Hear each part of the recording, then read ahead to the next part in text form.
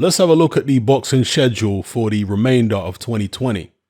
Well, tomorrow we were supposed to have the light heavyweight world title fight between Artur Beterbiev and Adam, is it Dines? I'm not sure how to pronounce that surname, excuse me. But that's been postponed due to injury. Also tomorrow, Fabio Turchi versus somebody else whose name I can't pronounce. So let's move on. In fact, let me skip some of these fights which I'm not particularly interested in, or where the fighters are, fighters I don't really know. There's no point in discussing something when I don't really know who the fighters are. Maybe some of you guys can fill me in on my ignorance in the comment section below. October 24th, we do have Sergey Lipinets, that's Saturday, obviously, against Castillo Clayton. Next Friday, so not tomorrow, but a week after that, Jaime Munguia versus Toreno Johnson. I'm quite looking forward to that fight, actually. I do enjoy Munguia fights because he is an entertaining pugilist. October 31st, we've got Gervonta Davis versus Leo Santa Cruz. We've also got Inoue versus Jason Maloney and Alexander Usyk versus Derek Chisora. So the Saturday after this one will be quite a good day for boxing, with Gervonta Davis, Inoue, and Usyk fighting. November 7th, Devin Haney versus Gamboa. Now, Gamboa is all types of washed up, but at least it will provide a yardstick with which to measure where Devin Haney is at relative to Tank Davis, because Tank Davis, of course, fought Gamboa not too long ago. When I say not too long ago, it's probably like, I don't know how long ago. I'm thinking it was a year ago or something, but people are going to tell me it's 2-3 years ago now. That's how quickly time flies. You got Luis Ortiz coming back against the Journeyman, also on November 7th. Is that going to be on the undercard? No, different location. What else we got here? Crawford versus Kell Brook. That's now confirmed.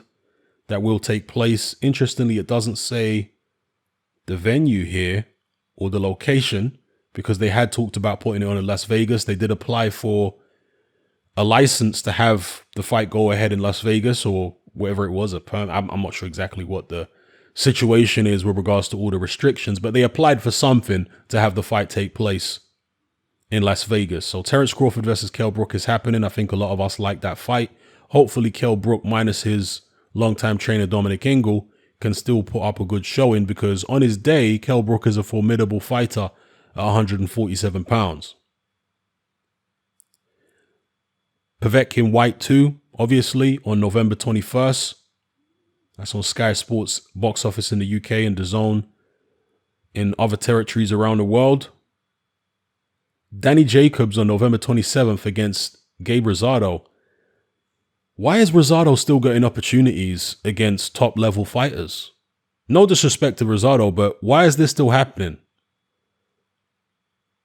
Daniel Dubois versus Joe Joyce the day after that, November 28th. We all love that fight. That's at the O2 Arena in London on regular BT Sport. So that's basically satellite or cable, but you're not going to have to pay an additional box office fee on top of it.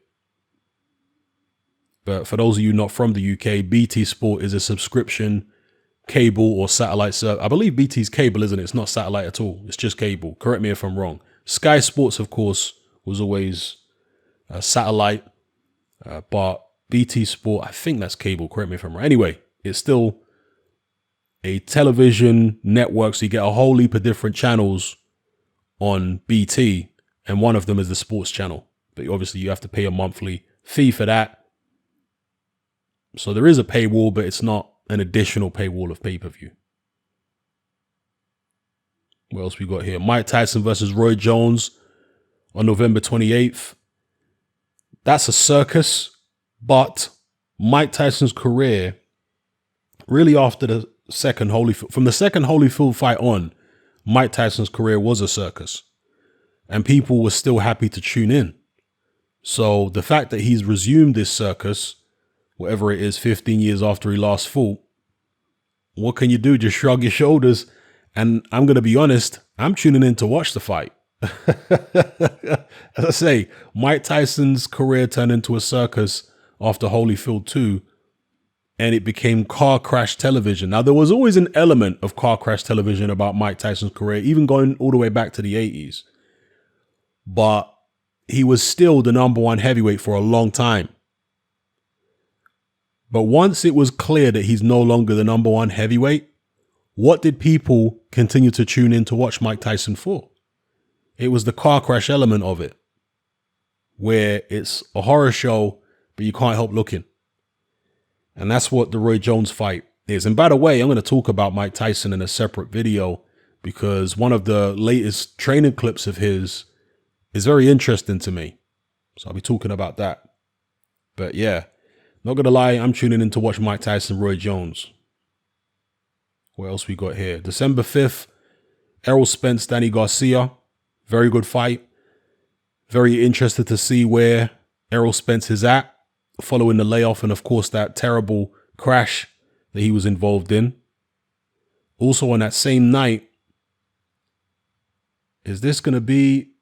Okay, yeah, Ryan Garcia, Luke Campbell, they're both DAZN fighters, of course. No, it's... Okay, so they got a clashing situation there, but they're not both pay-per-view, of course. Errol Spence, Danny Garcia's pay-per-view, but that's a PBC show. Ryan Garcia versus Luke Campbell with subscription DAZN, Sky Sports in the UK. Good fight. We'll see how good Ryan Garcia is when he faces off against Luke Campbell.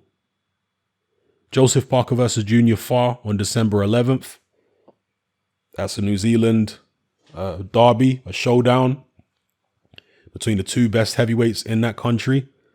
So looking forward to that one. Hopefully we get drama and fireworks. You got two heavyweights there, big guys with fast hands. So, and a lot of pride on the line.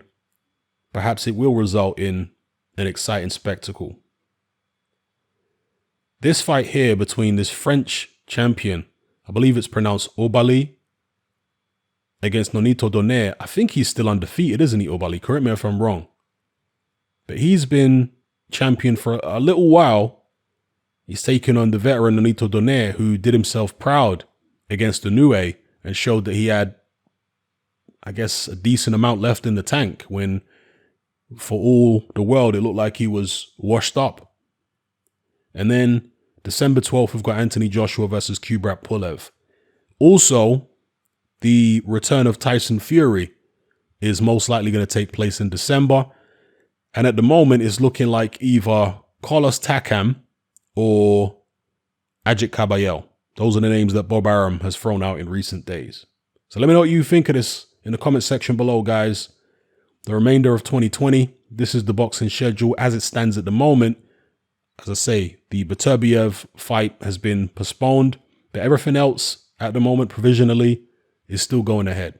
So let me know which fights you're looking forward to the most. And also, if there's any fights missing from this particular schedule. I've already talked about the Tyson Fury comeback. I say comeback, return to the ring. You know, it's not a comeback. He hasn't been anywhere. But Tyson Fury's return to the ring, I've talked about that. But if there are any others, then let me know in the comment section below. All right?